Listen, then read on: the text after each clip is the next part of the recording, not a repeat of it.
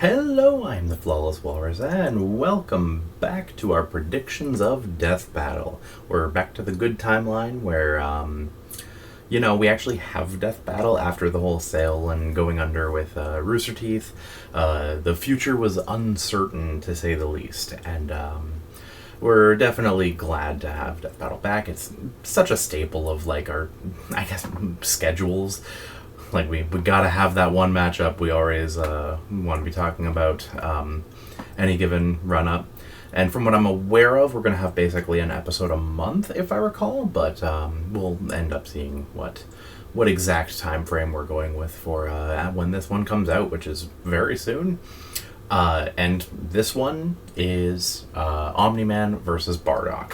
So basically, Omniman gets an actual episode now. I don't mean that as any form of derision towards how good Homelander versus Omniman was. It's really more the fact that just everyone knew going in what was going to go on with that one. Not a single person clicked onto that thinking Omniman was even going to be sweating a little bit. Just Homelander was maybe going to singe a couple beard hairs off of his chin there. So now we actually have one where there is some discussion and is...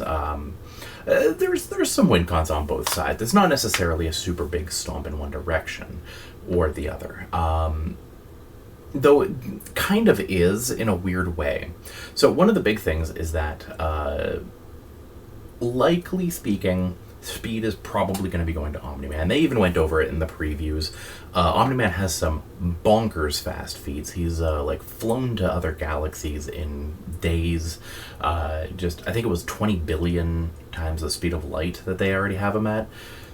It's going to be pretty hard for Bardock to reach up to those numbers, because Bardock isn't a standard Dragon Ball Z character. We can't just pull out the fucking Beerus versus Goku punch that spread across the galaxy. It's crazy numbers, right? We can't just roll out all the usual Dragon Ball calcs for this one, because Bardock, to be frank, kind of doesn't scale the shit. You're going to have to do a little bit of guesswork, essentially, as to potentially pulling out power levels, things that basically only get used for, really early Dragon Ball scaling. And that's kind of where we're at with a lot of the speed, is that they've already said that Bardock's faster than light in the preview, but they didn't specify to what degree. And that's going to be the biggest thing, because I don't think they're going to be able to pull out anything for Bardock that he scales to. I've seen some people mentioning there's a filler Toei feat where Goku's essentially in a ship, and it's flying, and it's gonna be hitting a star, so Goku uses a Kamehameha to push the ship to avoid the star. And I've seen people get that calc really, really high, but I've also seen people say that the calc is a little bit inflated, and that it might not be valid considering it was, non-canon, essentially. And then it comes back to the fact of whether or not you even really give that to Bardock. I don't necessarily see the biggest reason to, but hey, people are gonna have a lot of different opinions on where exactly to stick Bardock. One thing that I have seen people say is pretty clear cut, at least, is that he should scale to King Vegeta, who, with a flip of his cape, basically destroyed 3 planets. That is definitely stronger than Omniman. I believe unless you scale him to another character who might have a solar system level feat. I don't actually watch Invincible, so some of my knowledge isn't exactly the most up to date on some of the stuff with the comics, especially. I think the character's name is Omnipotus or something like that, and they have a solar system level feat that maybe Omniman might scale to. So there's a couple different locations where some of these characters can end up in the stats. But I think end of the day what's going to happen is that Omniman is going to be drastically faster, and then his feat of with 3 people, they flew through a planet essentially and blew it up. So that's essentially 9 times stronger for Bardock and millions or billions of times faster for Omniman. Now, that might sound like it would go to Omniman then, with that small of durability window versus how big of a speed window. But you'd actually be wrong, because once you've hit basically like 6 or 7 times stronger than something, you stop really being able to damage it very much. And with speed, if you have a situation where one of them is so fast that they're unlikely to be hit against someone who is so durable so as to not be damaged, it's most likely going to go to the person who's stronger and more durable, because all it takes is the speed person getting tired, which, again, they've pointed out that it's unlikely how tired Omni-Man would get because of his, smart atoms, I believe. So it's unlikely he'd get tired, but all it takes is one grazing blow and Omni-Man's not fighting at peak anymore, if he's fighting at all.